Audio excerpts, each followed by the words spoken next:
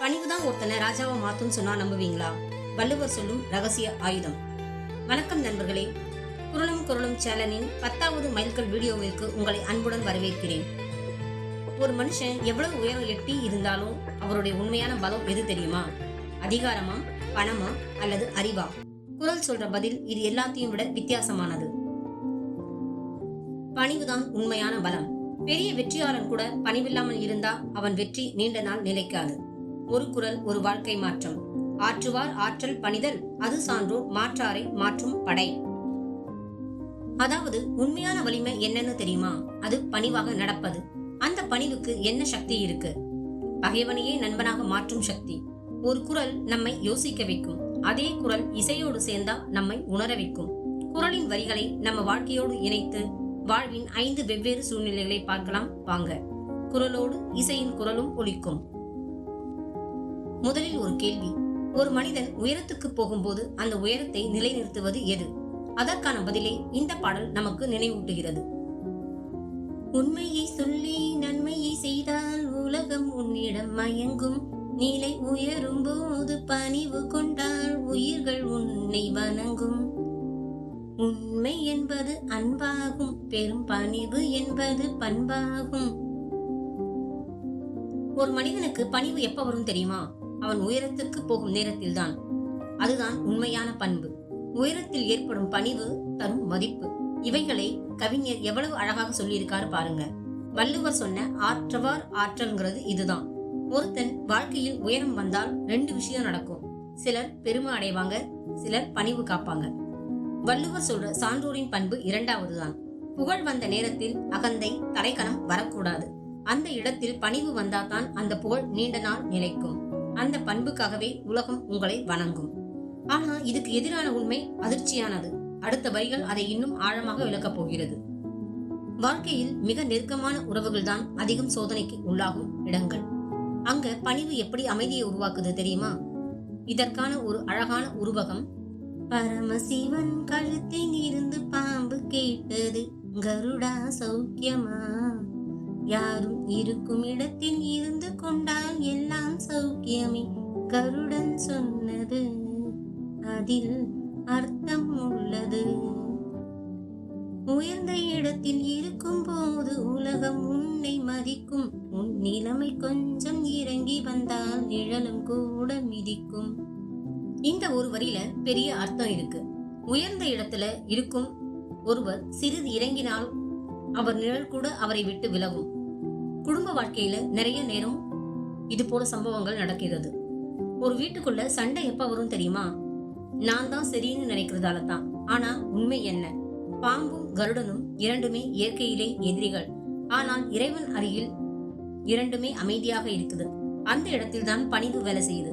கணவன் மனைவி, நண்பர்கள், குடும்ப உறவுகள் இடையே வர பல பிரச்சனைகளுக்கு பணிவுதான் தீர்வு. யார் சரி யார் தவறு என்பதல்ல முக்கியம், இந்த உறவு தொடர வேண்டுமா என்பதுதான் முக்கியம்.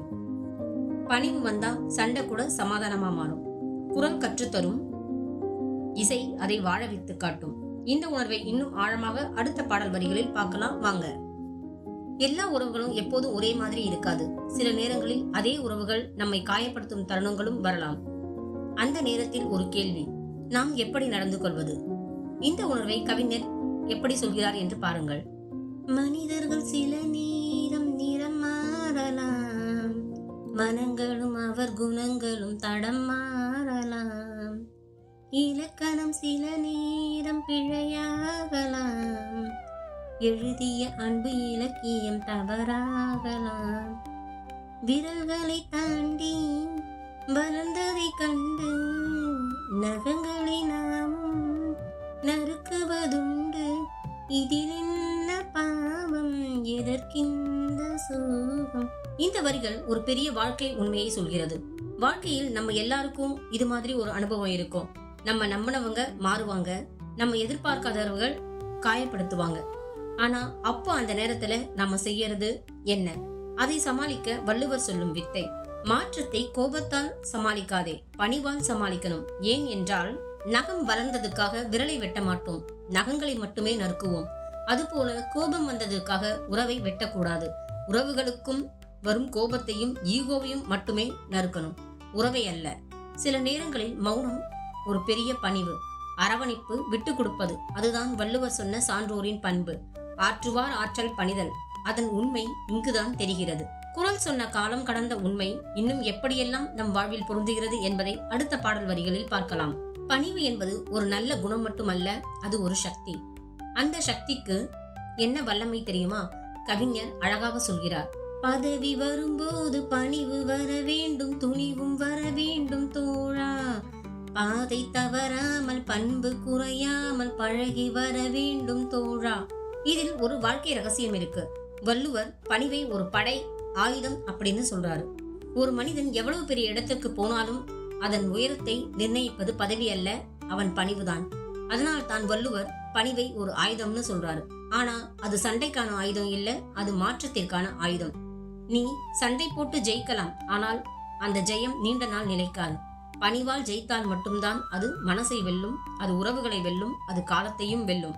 பகையை அழிக்க வேண்டிய அவசியமே இல்லை, அதை மாற்றும் சக்திதான் சான்றோரின் பணிவு. இதுதான் வள்ளுவர் சொல்கிற ராஜதந்திரம். ஆனா இந்த குறளின் இன்னொரு பரிமாணம் கொஞ்சம் ஆழமானது. அதை அடுத்த பாடல் வரிகள் இன்னும் தெளிவாக காட்டப் போகிறது. ஒரு மனிதன் வளர்ச்சி அடைவதை நிறுத்தும் தருணம் எது தெரியுமா? அவன் எனக்கு எல்லாம் தெரியும் என்று நினைக்கும் தருணம். வள்ளுவரின் வார்த்தைகள் விதை என்றால் அதை இசையுடன் முளைக்க செய்கின்ற மழைத்துளி போன்ற கவிஞரின் வரிகள். வாழ்க்கையின் வேர்களோ மிக ரகசியமானது, ரகசியம் காண்பதே மிக அவசியமானது. தேடல் உள்ள உயிர்களுக்கே தினமும் பசி இருக்கும், தேடல் என்பது உள்ளவரை வாழ்வில் ருசி இருக்கும். அடப்பாடல் போல தேடல் கூட ஒரு சுகமே. இந்த வரிகளில் ஒரு பெரிய உண்மை இருக்கு. தேடல் இருக்கும் இடத்தில்தான் வளர்ச்சி இருக்கும், தேடல் நிற்கும் இடத்தில்தான் வீழ்ச்சி ஆரம்பம். ஒரு மனிதன் எப்போ பணிவை இழக்கிறான் தெரியுமா? நான் எல்லாம் தெரிந்தவன்னு நினைக்கிற போது. ஆனா வாழ்க்கை தினமும் நமக்கு சொல்லிக் கொண்டே இருக்கும், இன்னும் நிறைய கற்றுக்கொள்ள இருக்கிறது என்று. அதனால் தான் அறிவு வளர வளர பணிவும் கூட வளரணும். ஏன் என்றால் கற்றல் இருக்கும் வரை பணிவு இருக்கும், பணிவு இருக்கும் வரை வாழ்வில் முன்னேற்றம் இருக்கும். இந்த தேடலும் பணிவும் ஒரு மனிதனின் வாழ்க்கையை அடுத்த கட்டத்திற்கு முன்னேற்றும் உண்மையான சக்தி. பார்த்தீர்களா நண்பர்களே, 2000 வருடங்களுக்கு முன்னாடியே வள்ளுவர் சொன்ன ஒரு குறள் இன்று கூட நம்ம வாழ்க்கையில் எவ்வளவு அழகான அர்த்தத்தை கொடுக்குது பாருங்க. ஆற்றுவார் ஆற்றல் பணிதல், அது சான்றோர் மாற்றாரை மாற்றும் படை. ஆற்றல் உள்ளவன் பணிகிறது பலவீனம் இல்ல, அது மற்றவரையும் மாற்றும் வல்லமை கொண்ட சக்தி. இந்த 5 பாடல்கள்ல உங்க மனசுக்கு நெருக்கமான வரி எது? கமெண்ட்ல சொல்லுங்க. இத்துடன் குறள் 985 பரிமாணங்கள் முடிவடைந்தது. ஆனா அடுத்த வீடியோல ஒரு மனிதனை அழிக்க பகைவர்கள் தேவையில்லை, வள்ளுவரின் எச்சரிக்கை. அந்த குறள் உங்களை யோசிக்க வைக்கும். குறளின் பல்வேறு பரிமாணங்களை பார்க்க தவறிவிடாதீர்கள். இந்த வீடியோ உங்களுக்கு பிடிச்சிருந்தா லைக் பண்ணுங்க, ஷேர் பண்ணுங்க. மேலும் இது போன்ற வீடியோக்களை தொடர்ந்து பார்க்க நம்ம சேனலை சப்ஸ்கிரைப் பண்ணுங்க. இது உங்கள் குறளும் குறளும், குறள் கேட்கும், குறள் விழிக்கும்.